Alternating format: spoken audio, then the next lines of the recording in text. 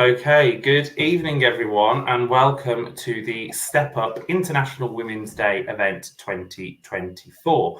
I'm Ben, I'm the founder and chair of the Step Up Network and a very proud HeForShe ally, and I'm joined by my colleague Amy. Amy, would you like to introduce yourself to those who are watching? Hello there, it's Amy Jeetley here. I'm lead practitioner for Science and Whole School in a secondary school, but I'm also an energy coach and life transforming coach as well. Really happy to be here, Ben, with you. Yes, likewise, Amy. We've not co-hosted before, so this is a very new experience for both of us and something really happy to do.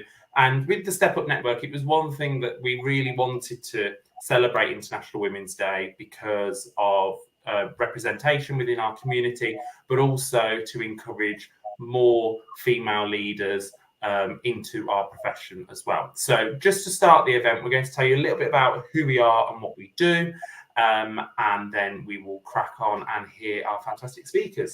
So to connect with us tonight, please tag us in on Twitter, or X as it's sometimes known, and use the tag at stepupnet_ed. That is our Twitter handle. If you go onto our LinkedIn, if you just search Step Up Network and tag us in that way. There's lots of different hashtags you can use today. You don't obviously have to use them all, as it will probably take up most of your character count. But some of the key ones will be tagging in International Women's Day 2024, and the hashtag Inspire Inclusion, which is the hashtag and theme for International Women's Day this year. So, who are we?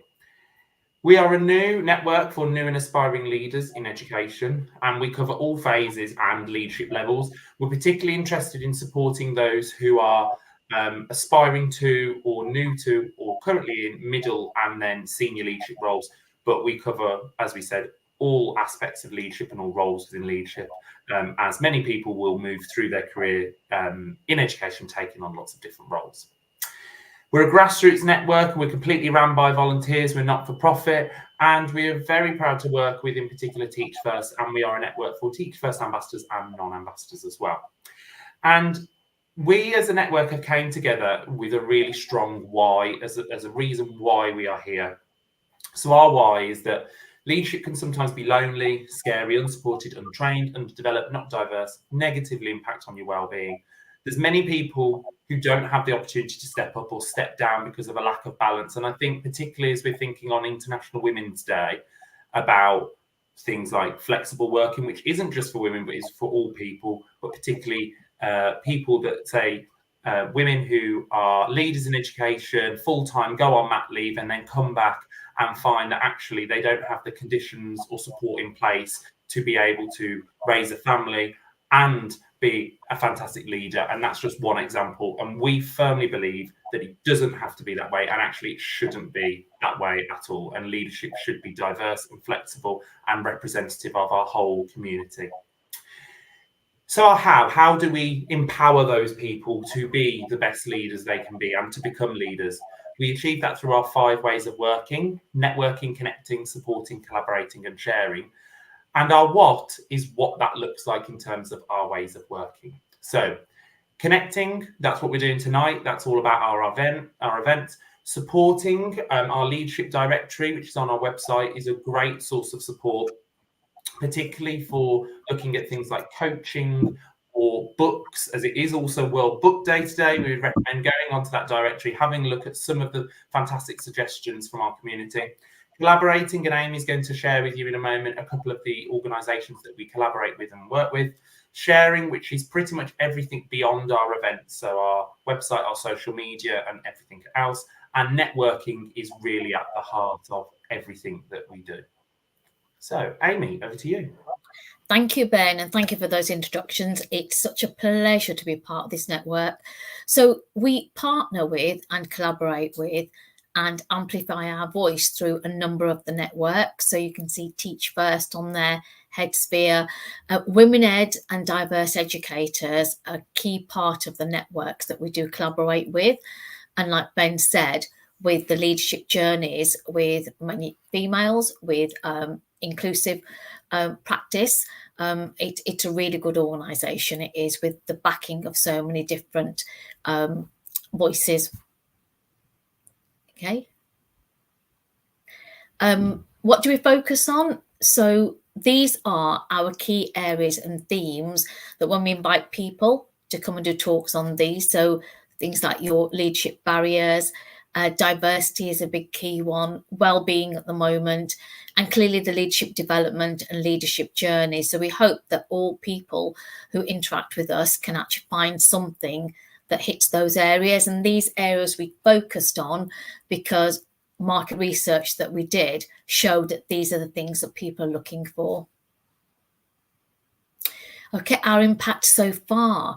The organisation was launched in 2023.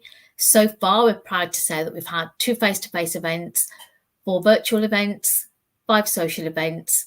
We currently have 24 volunteers and it's grown by the day, 137 mailing list sign-ups, 1,972 website views, and 2,141 social media followers.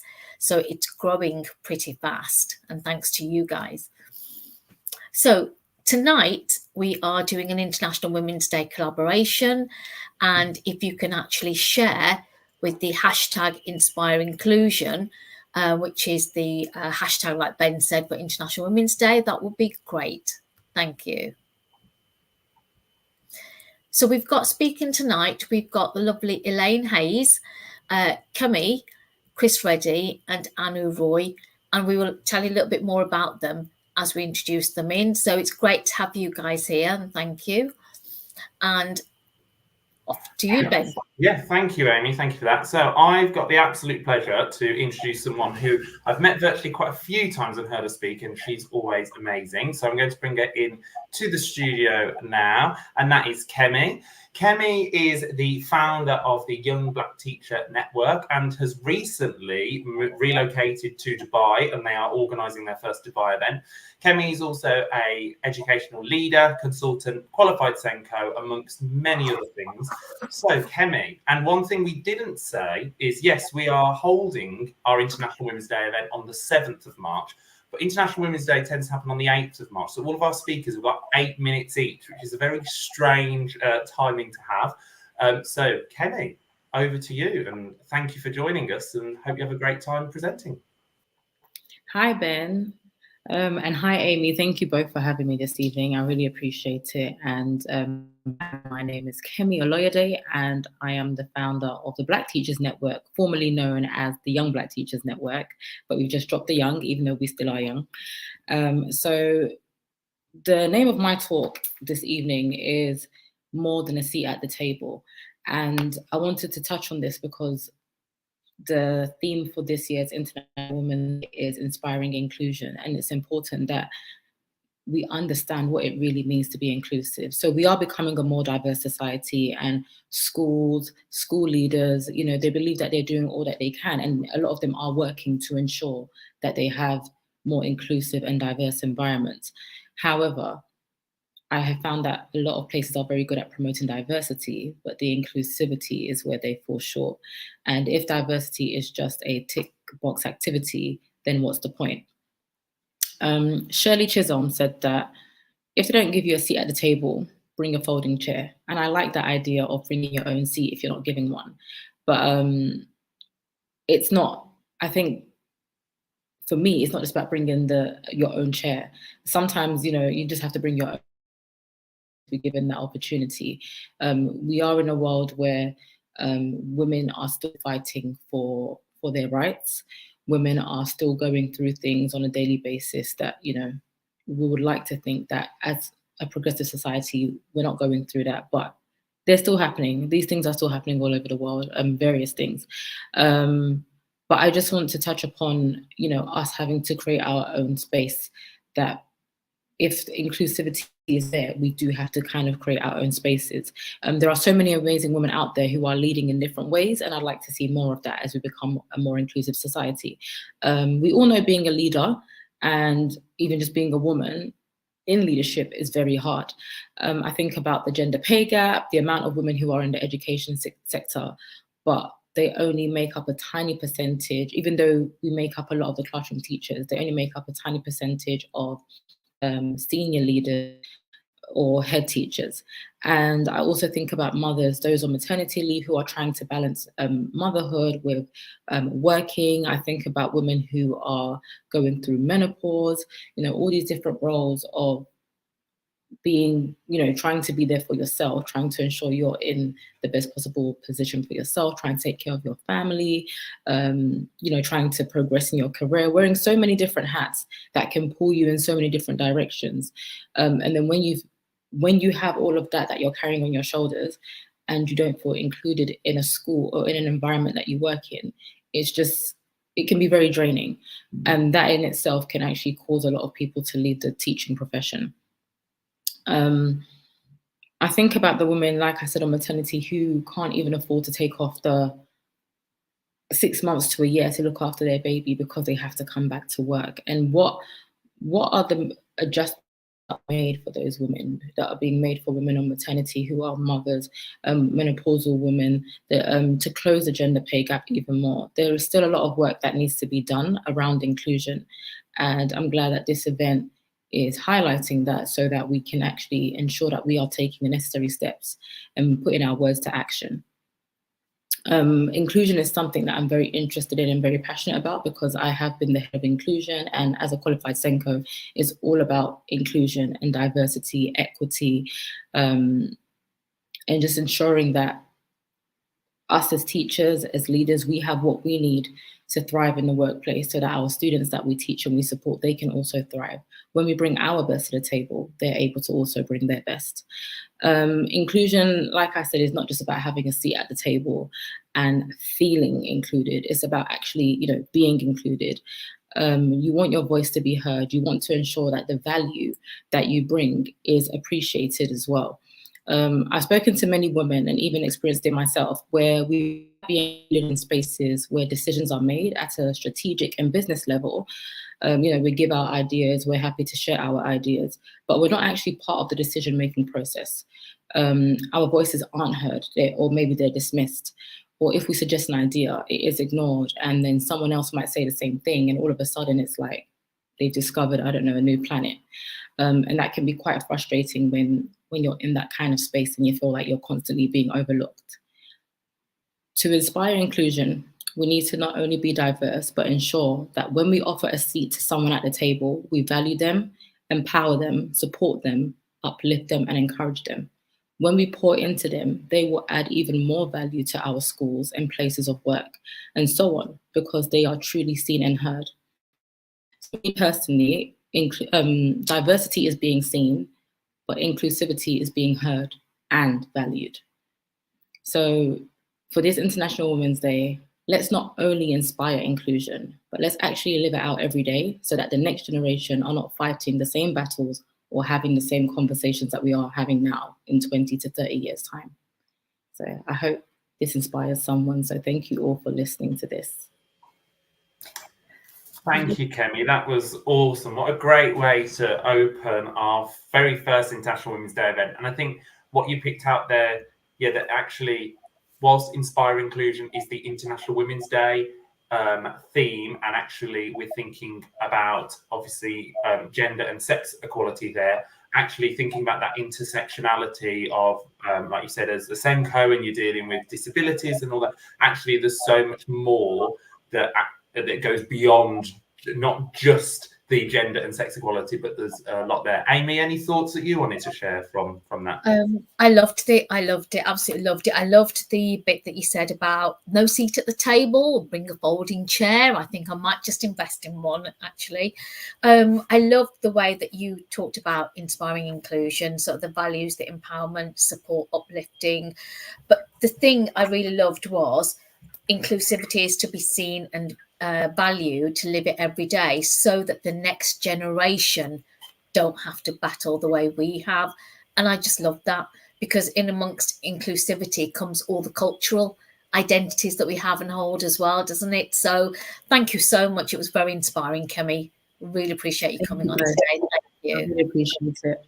I also appreciate you joining from Dubai, where it is about 4 hours ahead. So appreciate you probably needing to go to bed now. So thank you so much for joining us, and hope to see you at a step-up event again very soon. Thank you, Kemi. Definitely. Thanks a lot. Thank you for having me. Thanks a lot. Cheers. Bye.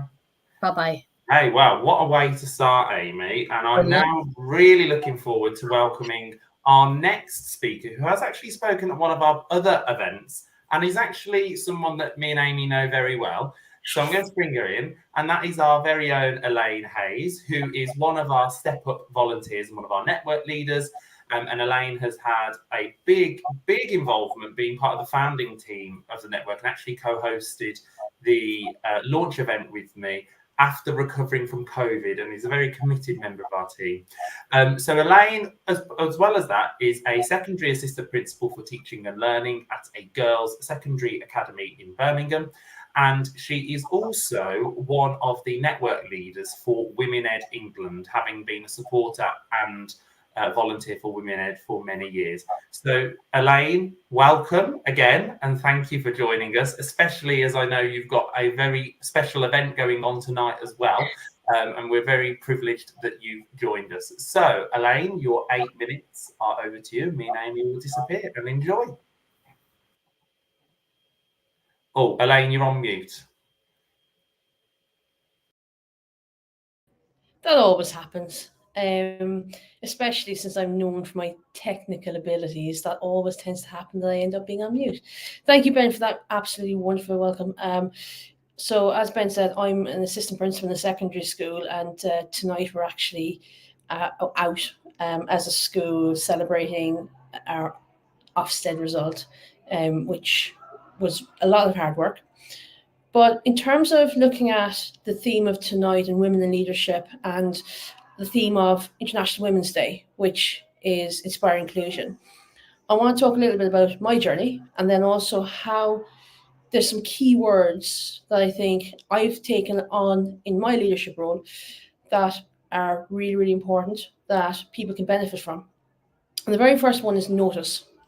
So I think I didn't manage to watch Kemi's starting speech, but noticing. Do you notice the people that are not included? Do you notice the people who are at the periphery? Do you notice the ones that may not have that voice? There was an article recently about how do you engage staff who are seemingly quiet? Do you notice? I think that's the very, very first thing about looking at inclusion. And picking up on one of the points that I heard as well, doing unto others that wasn't done to us can also be a very, very important thing. Everybody's leadership journey is different. And I very much believe that leadership is not necessarily, it's a ladder. It's not a ladder to be climbed. It's more like a kind of a jungle gym. You need to go across. You can go sideways, you can go backwards, you can go forwards. For me in my career, I skipped the traditional kind of route where you become a middle leader, head of faculty, and then into senior leadership. And that was due to something, again, that I had noticed. So during COVID, we didn't have anybody dealing with the education technology. And that's when I noticed, I spotted that gap.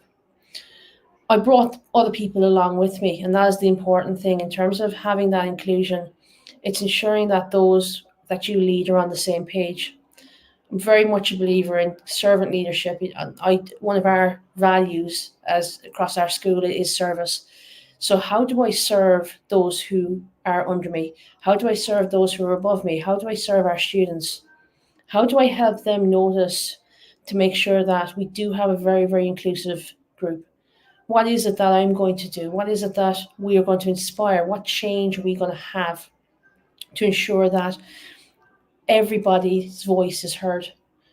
Because for the longest time, we talk about the gender pay gap. So the 23rd of November this year was Equal Pay Day. And from that date on, using the average figures from the gender pay gap, women weren't being paid for the rest of the calendar year. How do we change things like that? First of all, again, it's back to that word notice. If you don't notice it, if you don't challenge it and be brave to challenge it. So things like, for example, when people are recruiting, do you put the salary on there or do you not put the salary on there? There's a lot of schools now that are not putting the salary on there because people can say, oh, hang on, that doesn't sound, that's not where I am, or it can be off-putting to people. And it's noticing that talent, it's noticing those little things that make a big difference.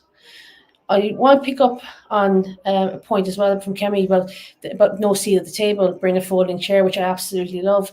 I know I've said it before in a previous, I think it was our launch event. If there's no table there for you, go and build your own table. And something that we value as a network with Step Up is we're building that table for people. So, Ben and all the founding team, we've noticed that gap. We've looked at, right, where can we inspire people to go on and take that next step, that sometimes very, very scary step, because leadership can be a lonely place. Leadership can be a place where you struggle and you feel that the water is not quite at the chin, it might be just here. How do you help and how do you ensure that you're the best person that you can be? So for me, it's also being about visible. So it's noticing, then it's being visible in action, visible in challenging, visible in everything that we do. So from a school level, it's being visible in the corridors, being visible around with staff, being open. That open door policy is something that for me is as head of teaching and learning, it's a massive thing, because we need to ensure that everybody can feel that their voice is being heard and that their voice is actually heard. Not just feel it, but actually is heard, that every voice matters. That visible leadership for me is really, really important. And as teaching and learning lead, it means that I'm in and out of the classrooms. I absolutely adore it. It's part of my job. I absolutely adore going in and seeing our staff, seeing those people and seeing how they inspire our students every single day. So inspiring inclusion, looking at that as a theme, it's going back to that noticing, going back to visibility, going back to challenging. So they're my three key words. And it does take an element of bravery to challenge the norm, challenge the things. It might be that things are actually going really, really well.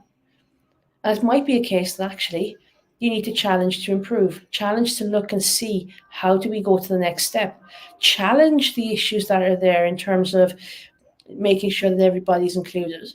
So simple things like if you're going to a staff party, like for example, take tonight, we have a lot of staff who wouldn't feel comfortable in certain areas. So we found a place that everybody can come to. So it's all those little decisions that add up across the school day, across the week, across the month, across the year. How do we inspire our students to do that? Again, it's that visibility. It's being that example. And the thing is with leadership, I'm privileged to be in the role that I am as a senior leader, but every single person is a leader of themselves. They can lead, they can challenge. You can challenge yourself, you can inspire, you can look at how can you be the best person that you possibly can be. So the three words that I'm going to finish up with: my notice, my visibility, and my challenge. Is there something in your school, something in your area, something in your faculty, something within your classroom that actually you haven't noticed? Have you taken time to notice? Have you taken time to visibly look and do something about it? Have you taken time to challenge? And they're my three things for tonight. So notice, visibility, and challenge. Wow. Thank you, Elaine. That was amazing. I loved it. The notice, the visibility, challenge. I want to come and work in your school. I want to come and work with you. That I loved it. I loved it. And the key thing you hit on there was being brave to challenge it. And I think the bravery and the courage, I think with women over time, over generations, and then you get generational patterning passed down, that you're female, you don't speak up. I think the courage and the bravery you hit on there is something that we all really, really need, because some of us challenge a bit more than others and some of us are quiet. But I think notice the quiet ones. And I suppose if you get chatting to them, they might actually come out with the answers that as leaders we need. So thank you so much for taking time out to come tonight. I loved it. Thank you so much. You're very welcome. Yeah, thank you, Elaine. I think, like you said there, that challenge, I think Women Ed talk a lot about that being daring to disrupt, and actually that positive disruption that we all need, not just women, but men as well. And that's why I'm glad we've got Chris here as a HeForShe. But like you said, you really hit the nail on the head there. You know, and I think it's build that table. It's also the language that's used. You know, where a woman is somewhere assertive, she's seen as bossy. She's seen as another word. I'm not going to use a swear word live. But you know, though that language that we use, and especially when we're using that language, and in schools, our students are so perceptive. There's ears like everywhere. And being that visible example to, especially I work in an all girls school, so it's very, very important that we have that visible example. Yeah, brilliant. Great role model there, Elaine, for the girls. Great role model. Thank you so much indeed. Very welcome. Thank you. And enjoy the rest of your evening, Elaine. Yes. Okay. Now, Amy, sorry, slight change to the schedule if Chris is okay, because Anu's had to just pop off because of a Wi-Fi issue. Yes. So if you're all right, I'll introduce Chris, if that's okay with you, Chris. Yes, and then Anu can hopefully join us in a moment. So, like we just said there, it's actually, whilst this is an International Women's Day event, and this is about women and those who identify as female, we all have a collective duty. That's why I'm here and co-hosting, which might be quite strange for a male to be co-hosting an International Women's Day event, but I'm myself very proud to be a HeForShe ally and believe in that inclusive allyship piece. And I'm really glad to be joined by Chris Reddy. I'm going to add Chris to the screen, whose studio looks a lot more slicker than ours with that microphone. So thank you for joining us, Chris. Chris is the founder of Bright Leaders Coaching, who provide coaching opportunities and personal development programs for children in schools. But he's also a very proud HeForShe ally and has been very supportive and involved, particularly in the Women Ed movement. So Chris, thank you so much for joining us tonight. And I'm sure you're going to pass that message on of the importance of allyship. So your 8 minutes, over to you, and enjoy, and thank you for joining us. Thank you so much for having me. It really is a massive privilege to come here and speak alongside so many amazing educators. So thank you. And I've got to be honest, 6 years ago, I had no idea that there was an International Women's Day. I had no idea what allyship was. I had no idea what HeForShe was. And I've since learned that HeForShe is, I guess, a movement of support that's helping men and boys tackle the negative gender stereotypes. But I had no idea of these things. And I guess it was my curiosity and involvement on Twitter and X and seeing what was going on there. And I must confess, I'm no expert in this area. I'm just a fella on a learning journey, trying to do his best for society, for the education system, for my family and myself, really. And I want to talk tonight about three things. The three things I want to talk about are the importance of curiosity and why sometimes assuming you are wrong is a positive thing. I want to talk about why I feel that men play an important role in the place of inspiring inclusion, equality, and equality and equity in this space.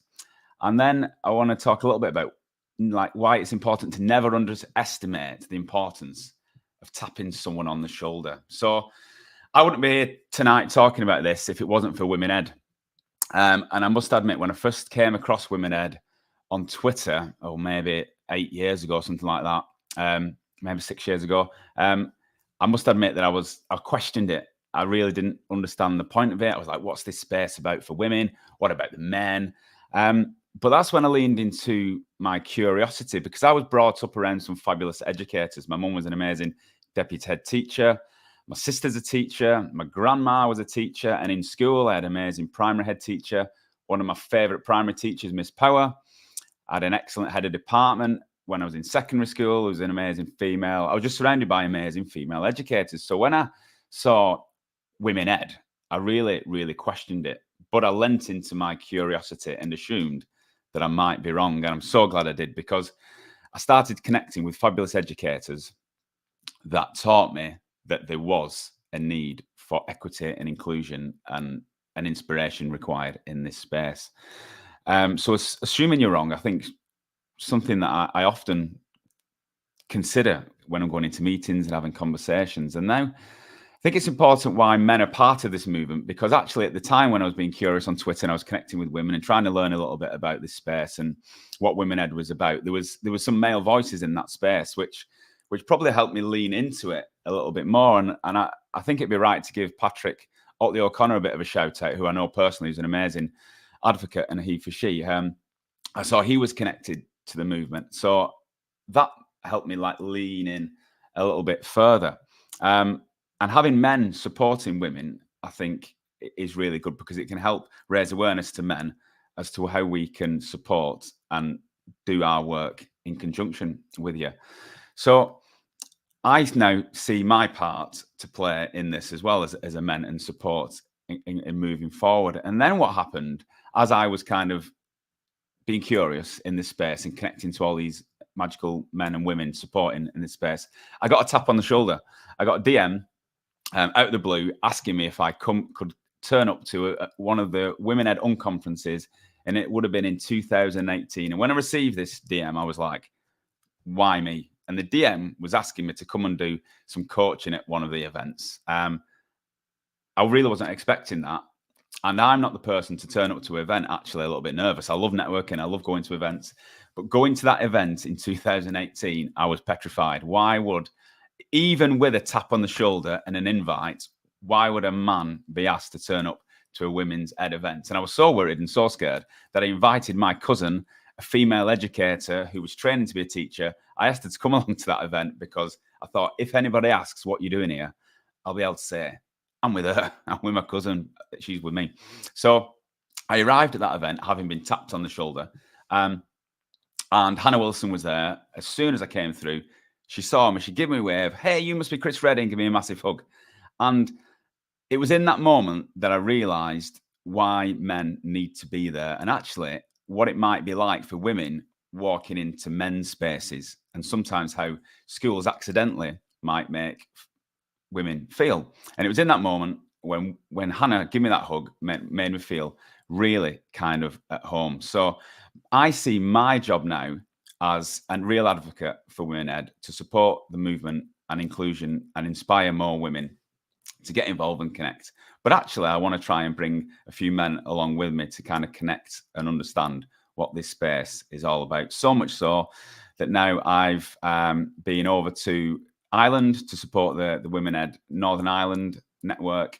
I'm a big advocate of the Northwest movement, and we've got a walk coming up in the future. So I guess my message really to people is really consider that you could be wrong, be curious, connect with those people that you align to, but understand that there might be people out there that have different views that you can still learn from.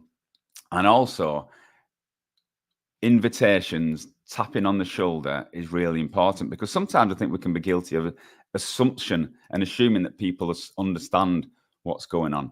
And being connected to Women Ed has really helped me become a better dad, a better husband, a better leader, a better coach, a better teacher. And being curious, I mean, it took me to this book, Women Ed, which then took me to another book. And then through that, we got another book with a diverse ed. And it's really helped me learn. And something really lovely happened about 2 weeks ago at home. My son, my 9-year-old son, picked up this colouring set that my 5-year-old has. And he said, and he noticed it says boys' favourites. And my son said, why does this say boys' favourites? Because girls like football too, girls can like tractors too. And I don't think that my boy would have picked up on that if it wasn't for me being connected to the Women Ed network, because that kind of thing, that gendered language, wouldn't have been on my radar. So I want to kind of thank the Women Ed network for helping me learn, educate me, and helping me bring up a family that's really learning and really talking and really questioning some of these stereotypes within society and actually within education. So I just want to learn, I just want to connect, and I want to do what I can to support this network. So thank you so much for having me, being part of this evening. And if you've got any questions, then give me a shout. Great. Thank you. Thank you so much, Chris. It's great to hear this story. Wow. I am just blown over by what your son said, because that is making a generational change. That's what it's doing. And he will then pass it on to generations moving forwards. And I love the fact that that only came about because of your curiosity, which is just amazing. Love the story that you've told about walking to these women's spaces like Women Ed. And I love the fact that you said that you understand now how women feel walking into men's spaces as such. So your story is very inspiring, and thank you so much. And yes, Otley O'Connor, Patrick, used to be my head teacher, so I can definitely vouch for him. But yeah, he was HeForShe. I did his head in a little bit though. I'm sure he can tell you himself. Okay, but yeah, you can ask him. Okay, and you'll go, oh God, yes. Okay, so thank you so much for coming today. Very inspiring. I feel very inspired today by you. Very inspired. So thank you. Thank you. Thank you, Amy. We'll see you for the Q&A in a moment. See ya. Fantastic. So I can't believe, Amy, we're now on to our final speaker, Anu. Wow. So, Anu, I'm going to welcome you to the stage. And Amy, are you okay to give a brief welcome to Anu? Hello, Anu. Nice to see you. Thank you so much for giving up your time today. So, just to let our listeners know, Anu is a 2017 English Teach First ambassador, former co-chair of the Teach First BAME network, and you're also a member of the Teachers Committee for the charity Be Her Lead. Anu is currently working in senior digital management in learning design, and you're based in Glasgow in Scotland. Okay, I'm waiting for the accent. Love the Scottish accent. So the floor is yours, Ben. Can we hand the floor over to Anu? Yeah. Hi. Just checking you can hear me okay. Yeah, we can hear you. Is that a yes? Okay, I'm going to assume that my mic's working. Fab. Oh, thank you so much for the introduction. That was really kind. I think I'm just going to jump straight into it. I feel like inspiring inclusion is such a great theme to have this year, especially as a woman of color in education. When I started off teaching, I was based in an inner city school in Birmingham, and I was actually teaching a predominantly South Asian student community.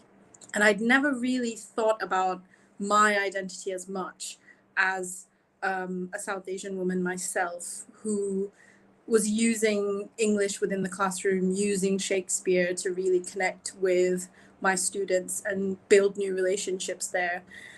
I feel like since then, my journey within education has fortunately led me to connect with so many female South Asian educators. And for me, bearing witness to their stories is a great way to tell you a couple of things that I think will inspire inclusion from the intersectional lens. I really think within education, we can be much more inclusive if we are intersectional. And for me, being intersectional can really easily be broken down into 3 simple bits. So the first part is being courageous. The second one is being collaborative. And then the last one is being creative. For women of color in education, we actually have quite a few obstacles.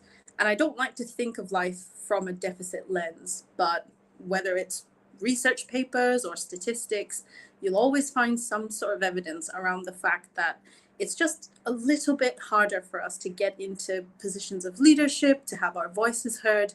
So I think if you are in the midst of a female educator of color, acknowledge the courage that it's taken them to get there, whether they are in your 9 a.m. staff meetings, whether they are in your staff lunches when you're doing your little walking around the school, checking that all the students are all right, or their after school activities. If they have spoken up or if they've shared something and you're recognizing that vulnerability, stay in that moment with them, because the courage that it takes to often speak up and be heard can be a lot. It can be quite overwhelming.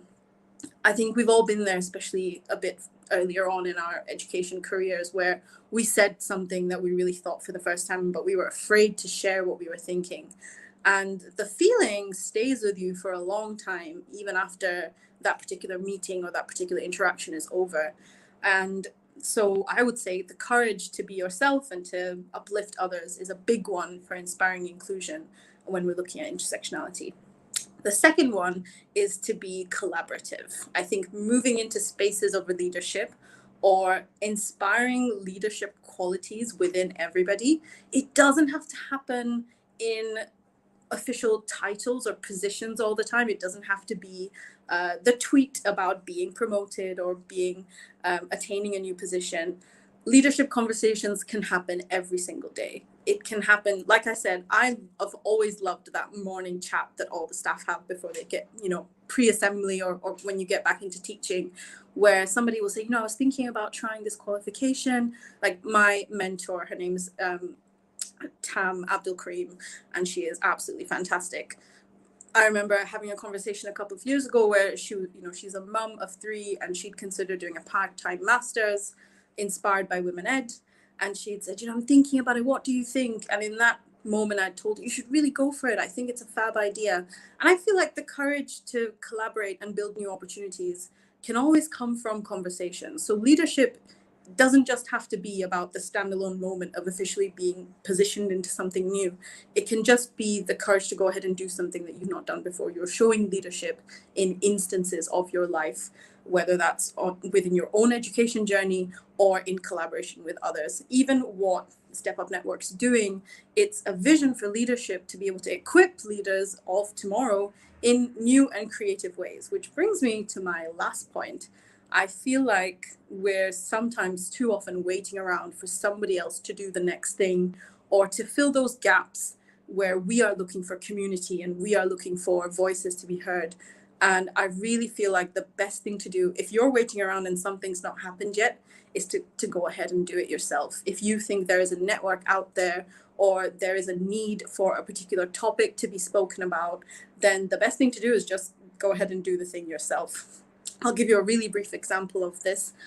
When I was co-chair of the BAME network, we realized that, coming back to this idea of educators who are teachers of color, often junior trainees who are from a POC background feel like they don't have people in senior leadership to either look up to or speak with. So we said within the ambassador community, we know senior leadership who are fantastic heads and deputy heads who have these stories being educators of color. Let's get them in the same room as trainees who are just starting out. And that was pure magic to see those interactions where somebody 20 years down the line is sharing those stories of resilience, courage, of vulnerability, of fear, self-doubt, and they're sharing that with these new trainees who are really kind of new and fresh in their education journey.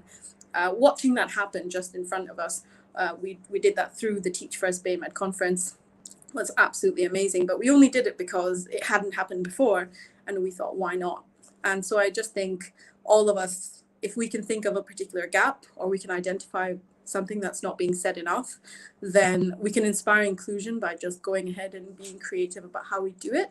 If it feels a bit overwhelming to do it ourselves, then we can always collaborate with others. That's why networks like Step Network are so important, to bring people together and think about the next steps so that truly we can bring it back to what previous speakers have actually said, that students of tomorrow who are currently watching us, who are so perceptive, who watch the way that we conduct ourselves and the way that we talk about ourselves, they also feel the courage to go ahead and do the things they've not done before, the creativity to think about what could be missing and how to make things better, and the collaboration to reach out and bring everyone together so that a wide intersectional range of voices are celebrated and uplifted within education as a space. I think that's why I love education so much, because I truly don't know where else you would get to collaborate and share with other people from such different walks of life, who are all looking for the same experience, who are all looking to learn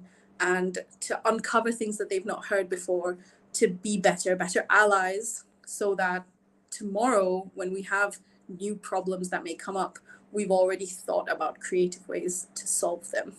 So I feel like for me, inspiring inclusion comes down to building those spaces for intersectionality to thrive, so that ultimately, if we are in the room and we have a voice, we are all able to be heard at the table.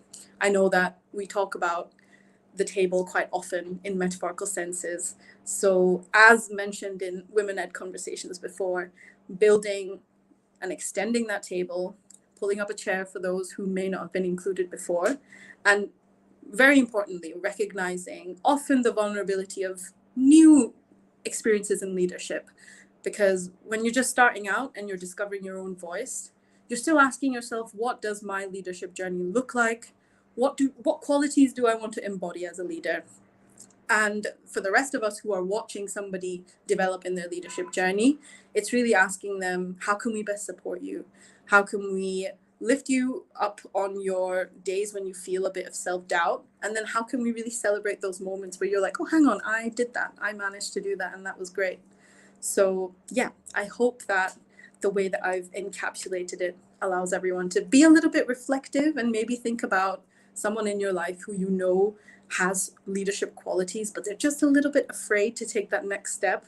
And all of us can give them a bit of a nudge so that they feel a bit more courageous about the next step in their journey. That really, for me, feels like how we can inspire to be more inclusive. Thank you. I think that was everything from me. I think I'm good for time. Thank you, Anu. That was amazing. Ben? Yeah, it was absolutely amazing, Anu. Thank you so much. And what a great way to complete our talks, but not finishing our event just yet. So we're lucky that Anu, Chris and Elaine are going to join us for a Q&A, which Amy is going to facilitate. So if you do have any questions, please do pop them into the chat if you're watching on YouTube. If you are watching via Twitter, please reply to the pinned tweet where we are broadcasting this event from, and I will pass them on to Amy. But I know Amy will have some of her own questions. So I'm just going to add in Chris, and I know Elaine is just coming back on, so I will add them in.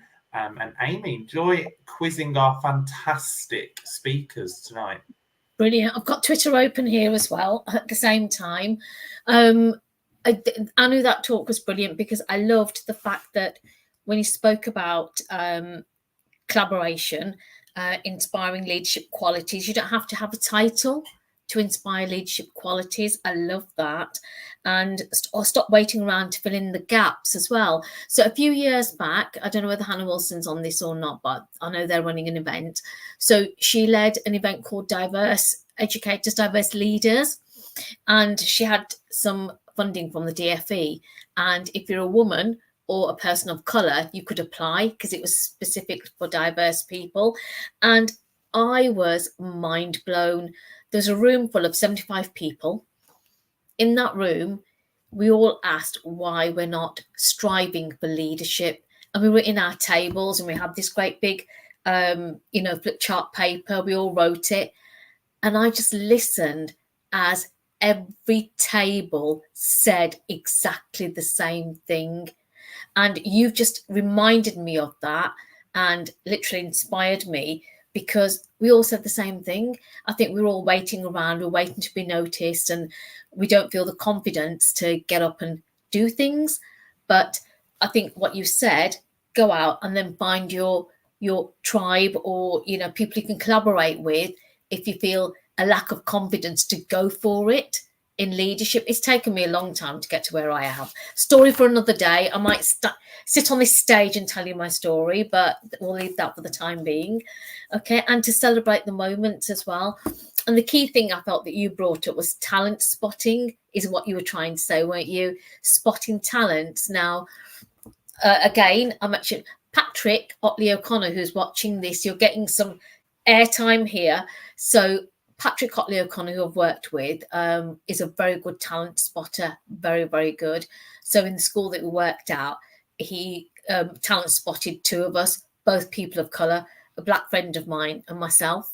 So that was interesting, but he's a very good leader for talent spotting. And I think if anybody who's listening wants to know how they can support intersectionality, ally HeForShe as a leader and notice, like you said, Elaine, speak to him because he does it like, I don't know how he does it, but he does it. He does it really, really well.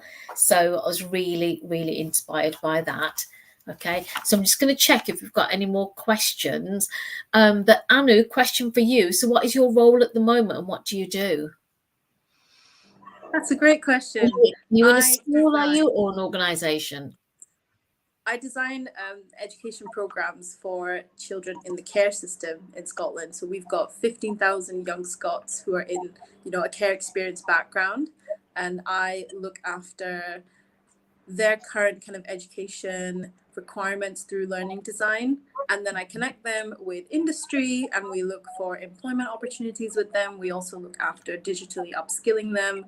So kind of education and kind of technology. I sort of sit in the middle. And yeah, it's a fantastic role, really enjoying it. Lovely, excellent. And I've noticed a couple of you, and Elaine, you probably touched on it, a couple of you are looking to make change for the next generation, which I absolutely love the idea of. So Chris, coming to you, moving forwards, what are your plans for as an ally HeForShe? Either your plans or what are your desires, if you wish to share them with us? Yeah, no, happy to. In fact, we've got something coming up quite soon. We've got we're organising a walk with Women Ed for the Northwest educators. So we're doing a 4-mile gentle walk. Bring your prams, bring your dogs, bring your kids, bring your families. As a way of just connecting amazing people together so that they can learn from each other, really. So if you're available, come and join us and get on the Women Ed Northwest Twitter page and you'll find out more details about that. Yeah. Okay. So do you know when that might be, or do they have to get onto the page to have a look? So the date for that, I'm just looking at my calendar now, is Saturday the 16th of March, 10 o'clock till 12. Come along and I'll treat you to a coffee. Oh, that would be brilliant. And when you say Northwest, geography, I'm a science teacher, not geography teacher. Which direction are we talking about? So Bolton, the sun always shines in Bolton, so it'll be a good one. Bolton Way, that's absolutely brilliant. And did you know I met Ben on a Women Ed walk in the Midlands? No way, right. That's how we connected. I only went for a walk because I hadn't exercised, so I thought I'd better go for a walk. And it was only up in Derbyshire. So that's where I met Ben and that's where we took off. So that's where we did. So Elaine, how will you be moving forward with the conversations that you've had today? Have you got anything in the pipeline? I think we've got a number of things with our network, with Step Up, and there's a couple of Women Ed events that are coming up as well. This weekend, I'm going to be spending it. Tomorrow is Children Learning Trust are hosting a Women Ed event, and then Hannah Wilson is hosting another event with Ray Snape over in Cambridge. So even though I'm Birmingham based, I'm coming slightly down south for these. But I think that's an important thing as well. It's noticing these events, and it can be difficult on a Saturday to go to an event, but they're brilliant, they're inspirational, that you always take some golden nuggets from these events, and that connection, which is one of our elements in our network, is so important. So getting out there and being so short term, there's a couple of events, and then we've obviously got loads of things in the pipeline for Step Up. Of course, brilliant. That all sounds amazing. And tell me, Elaine, so you highlighted notice in your talk. At what point did you make the shift into noticing more, or were you always a person that did notice? I think detail is something that I really, really look at. And it was some of the events that I'd volunteered at through a sporting element. So I was lucky enough, when I first moved over, the Paralympics were here. And I went to one of the events and I said, right, the next big thing I'm going to be at as a volunteer, I want to do it. So it's the Men's Rugby World Cup. And noticing the level of detail and things that went into it. I've also had some very inspirational leaders in my life. I've been lucky to be line managed by some inspirational female leaders. And that has made such a difference, where I've seen, and that was modeled to me, where they were noticing, where they were speaking. And for me, it was early on. And I think my journey where, noticing that we didn't have things that what did we need in our school. And then being not afraid to go to the head teacher and say, right, we don't have this, this, and this. This is how it's going to help. This is the problem it's going to solve. It wasn't a case that I wanted a title, and again, you touched on titles. It wasn't for a title. It wasn't for a thing. I genuinely thought this would be beneficial to our students. So I think it's something that I've always kind of had, but you can develop it. It's being reflective and taking time, after a meeting to say, right, actually, did everybody have a voice?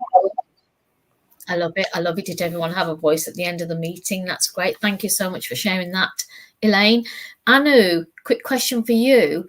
So, as women of colour, it doesn't matter which culture you come from, as women of colour, you're always brought up to, not always, but culturally, especially with Asian, South Asian, Indian, etc., that you are supposed to not really voice your opinion. You're supposed to be a yes person, etc.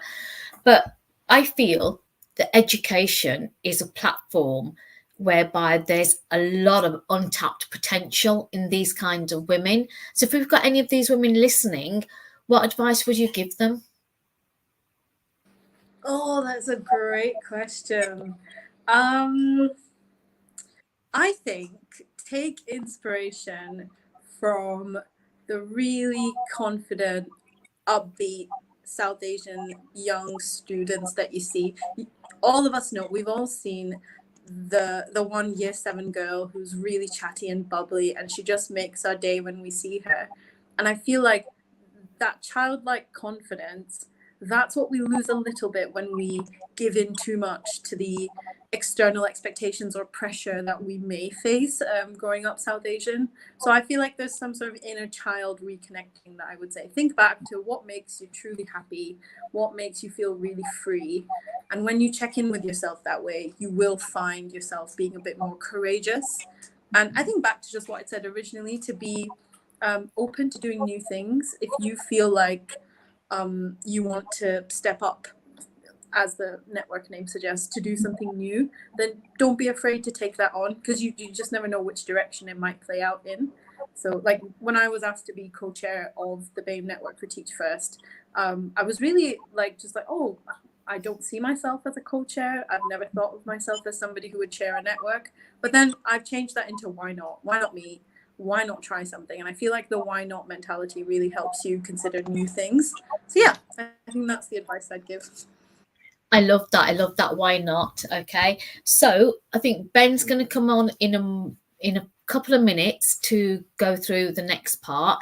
But just as a wrap up, could you all give just one piece of advice, if you had to put it in one sentence, either to inspire, to motivate our listeners and viewers on International Women's Day? So if you could think of something, and I'll come to you, Chris. Chris, can you say anything that you would like our viewers to know? So for me, being careful with actually the language of leadership. And what I mean by that is I find the word leadership empowering for few, but actually disempowering for many.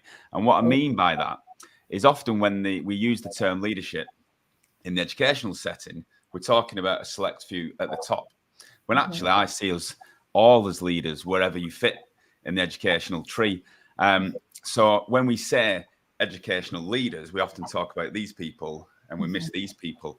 And if we can all learn to understand that we're all leaders of ourselves and we all play a massive part in the picture, then it can be really empowering to understand that you know, you've got that leadership potential. So it's just being careful with that word leadership, I think.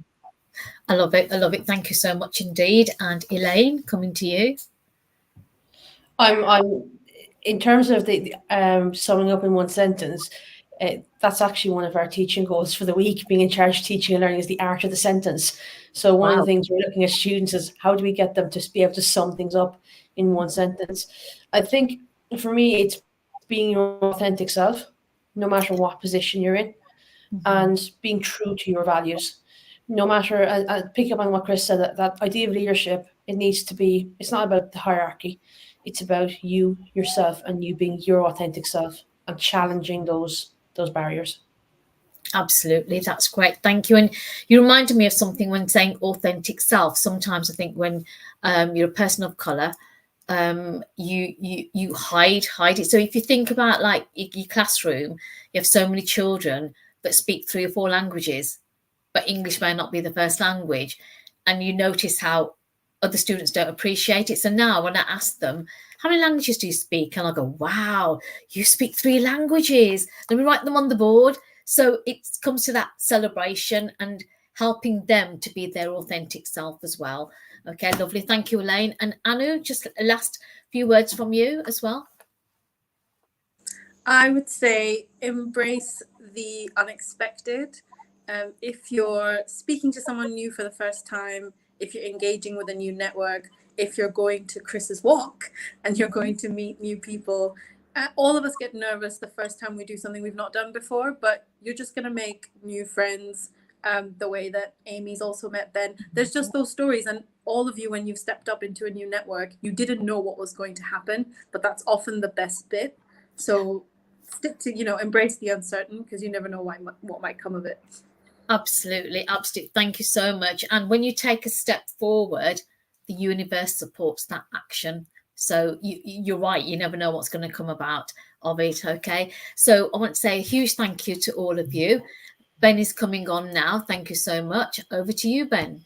Thank you, Amy. That was fascinating to watch behind the scenes. And thank you so much to Anu, Elaine, Chris, and also Kemi for speaking, and Amy for co-hosting. And I think the fact that we've had at our height nearly 150 people watching across 3 platforms tonight shows the importance of what we've talked about tonight, and the inspiration that I think we really have hopefully inspired inclusion and inspired people on International Women's Day. So thank you so much for joining us. I'm going to go through now our concluding steps. So I'm just going to take a couple of people off the screen just so I can share the slides. So the first thing, I think it's really important that, yes, we've had so many people joining us tonight, but it would be really important to think, how can we continue this conversation and make sure that what we've talked about and what you've listened to turns into action? So we haven't really done this for one of our virtual events or face-to-face events before, but in the theme of International Women's Day, it'd be great for you to share what your call to action is. What are you going to do to ensure that we reduce inequality and inequity within our world, and particularly at the moment within education? Thinking about particularly obviously in this event about leadership. So I'm someone who is an inclusive ally, who very much like Chris, a lot of what Chris said really resonated with me. And I think my call to action is to make sure that I'm as in someone who has this position within this network, making sure that actually our speakers reflect our education population, our leadership population, that we do have a great number of female speakers, but also male speakers as well, that really demonstrate our values, that they are committed to reducing inequity and are inspiring our next leaders, generation of leaders within the education system. So I think that's really, really important. So it'd be great if you could to use the hashtag #StepUpIWD and share your call to action or your key takeaway from tonight, whether you are a female, whether you're a female in education or not in education, whether you're a HeForShe ally, whatever your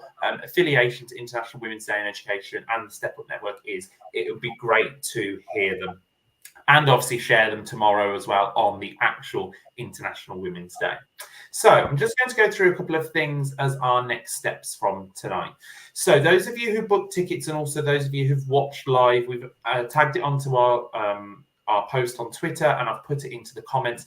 It'd be great to check your emails. Like Amy said, when she talked about the themes at the beginning and some of the impact that we've had, we are a very data-driven and feedback-driven network. We're very driven by what our community wants and what our community needs. It's not what we think as the 20 so volunteers.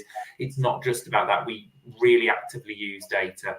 It would be great to see what you say. There's only 5 initial questions, and as we are a network committed to diversity, we then do have some optional diversity inclusion monitoring questions to make sure that we are really supporting everyone within our community, and to then look at, well, where are we underrepresented? We are really committed to that diversity.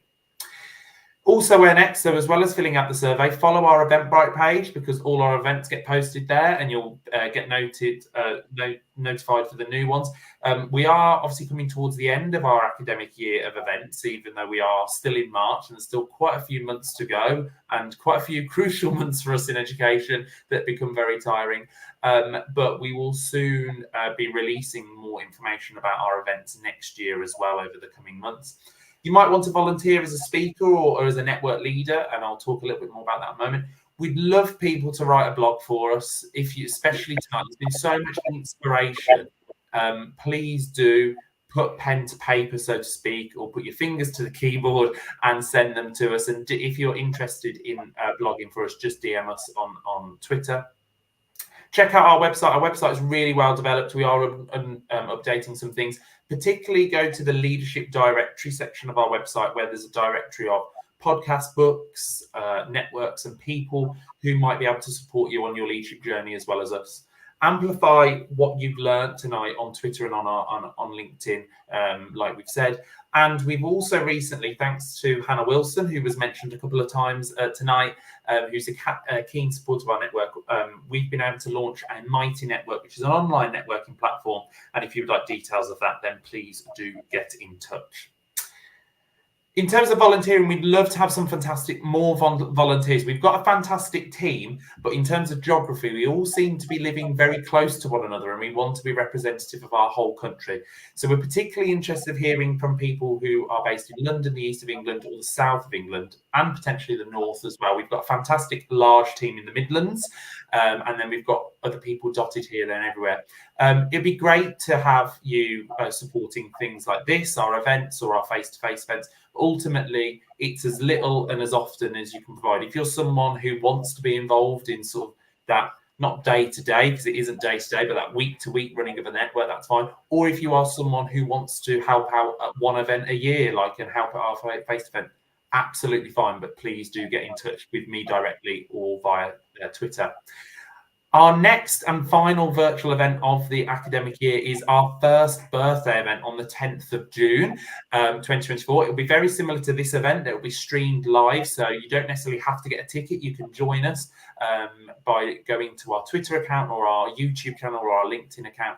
And you will be pleased to know that I will be joined by our 4 newly appointed vice chairs, who are all female as well, on the theme of International Women's Day, who will be announced very shortly, alongside the amazing Hannah Wilson, who will be providing a keynote on the power of networking.